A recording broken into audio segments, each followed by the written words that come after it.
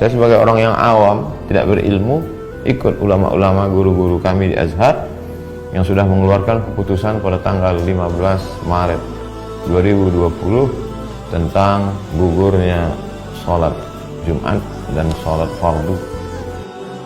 Himbauan dari pemerintah untuk kita tidak mendatangi atau mengadakan acara-acara yang berkerumunan manusia yang banyak, karena timbulnya wabah-wabah virus corona di sekitar kita. Kita wajib untuk mentaati apa yang disampaikan oleh pemerintah. Maka kita, ketika kita dikasih tahu jangan pergi ke tempat kerumunan orang, jangan pergi kemudian ke tempat orang yang berkumpul, kurangi aktivitas-aktivitas di luar, perbanyak kemudian aktivitas-aktivitas yang social distancing dan seterusnya, termasuk misalnya contoh sholat di rumah untuk sementara waktu. Berarti kita sedang pergi dari satu keputusan hukum kepada keputusan hukum yang lain, yang insya Allah sama-sama halal. Menyimak begitu banyak polemik tentang sholat di rumah, AA, pimpinan Darut Tauhid dan seluruh jajaran Darut Tauhid memutuskan untuk sepenuhnya mengikuti fatwa Majelis Ulama Indonesia. AA dan keluarga sudah sholat di rumah dan semua juga dianjurkan sholat di rumah. Apabila di negeri itu ternyata yang sudah terinfeksi banyak dan yang belum ketahuan juga masih banyak, maka kalau dikatakan menghindari, nanti ya kota Surabaya mengumumkan umpamanya sekolahan tutup. Nggak ada sholat berjamaah di masjid, sholat di rumah kalian. Nah, di situ kita taati.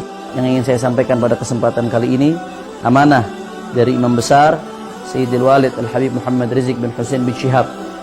Beliau menyerukan kepada seluruh ta'lim dan tabligh akbar FPI di seluruh daerah yang terpapar wabah corona atau yang terindikasi terpapar wabah corona, beliau menyerukan agar seluruhnya dihentikan atau diliburkan terlebih dahulu sampai keadaan kembali kondusif. Agama Islam mendahulukan kemanusiaan atas keberagamaan.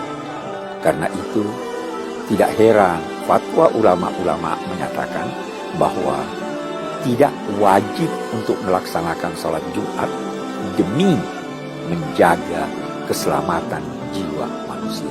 Sesuai dengan petunjuk medis, petunjuk para pemerintah, mari kita ikuti. Jika kita tidak boleh berkumpul di sebuah tempat, mari kita ikuti, karena kalau sudah medis yang mengatakan dibarengi dengan pemerintah, insya Allah untuk kemaslahatan kita.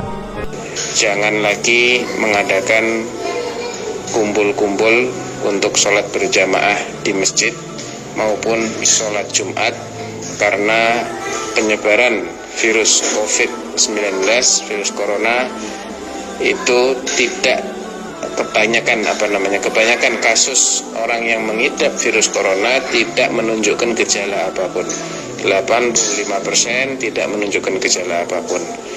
Dan kondisi sudah dia nyatakan sebagai pandemi global, dan itu adalah penyebaran penyakit yang paling dahsyat.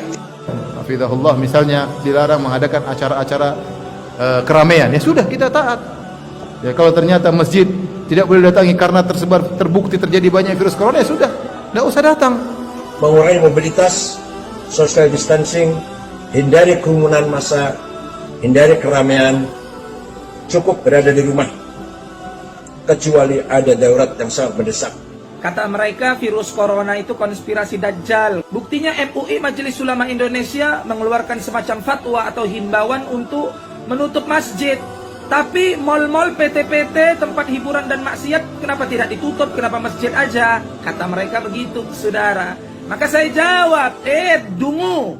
Sejak kapan Majelis Ulama Indonesia MUI mempunyai wewenang untuk menutup PT atau menutup mal-mal atau tempat hiburan? Sejak kapan? Kau suruh yang punya PT, yang punya mal itu menutup mal mereka dan menutup PT-PT mereka. Dalam keadaan darurat dan semua orang memandangnya darurat, sejalan juga dengan protokol dari pemerintah, maka ibadah sholat itu dapat dilakukan di rumah masing-masing. Termasuk untuk sholat Jumat bisa diganti dengan sholat zuhur.